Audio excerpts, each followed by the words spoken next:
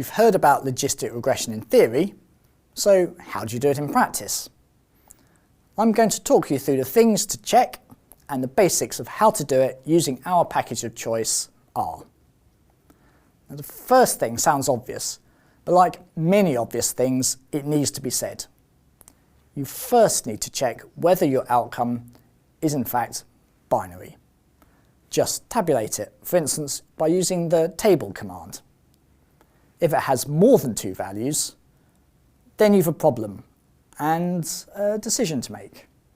Why does it have more than 2? Maybe it's just a handful of patients with values that have been entered wrongly. If so, you can safely just exclude the affected patients.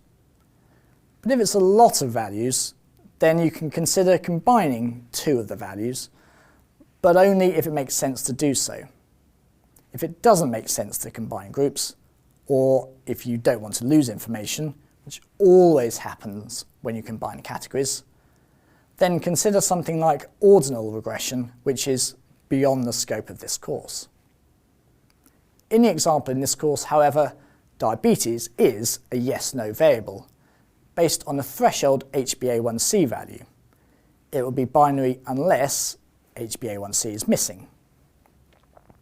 In what's called simple logistic regression, which I'm going to explain now, you have just one predictor. An example of when this is useful is if you want to look at time trends and test whether there is a significant linear trend in your outcome. I'll come back to that keyword, linear, in a minute. For instance, has the rate of diabetes recently been getting bigger or smaller over time?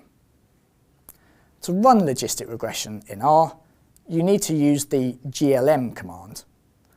As a minimum, you need to tell R what your outcome variable is, what your predictor or predictors are, what distribution you want to assume for the outcome variable, and which link function you want.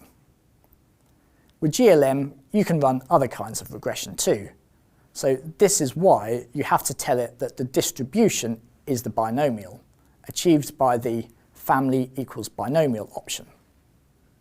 The link function says how you want to transform the outcome variable in order to make the maths work. So you get an equation whose right-hand side is just the sum of one or more predictors. The link function that's generally used in logistic regression is the logit. This means you take the probability of the outcome happening and turn it into the log odds, which you came across earlier in the course.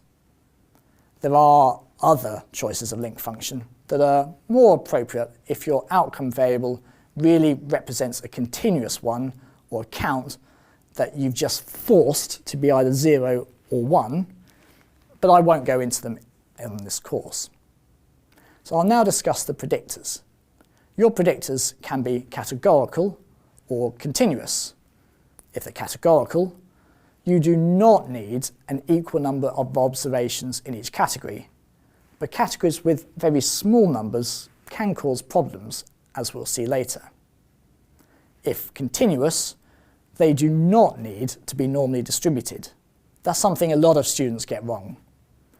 But there is something you need to assume though. For a continuous variable, or one that you are essentially treating as continuous, for example year, you are assuming that the relation between the variable and the outcome is linear. For example, suppose you want to know how diabetes risk varies with age, and you have age in whole years rather than as categories. If you plot the rate of diabetes by age, you are assuming, and R is assuming, that the diabetes rate changes by the same amount for every 1 year increase in age, whether it goes up with age, goes down with age, or is flat. No curve is allowed. The relation is linear. It's important to test that your data fit this assumption by plotting the data first and then fitting the model. Don't just hope for the best. Wrong assumptions matter in statistics as well as in life. If the relation on your plot looks rather more curved than straight, then maybe a line isn't a good approximation. So in that case, you'll need to try some other shapes, for instance by adding a squared term to the model. If your single predictor is age, then this will mean including not just a term for age, but also a term for age squared, and testing whether that squared term is statistically significant via its p-value. Now, there are fancier things that you can do, but those are the basics.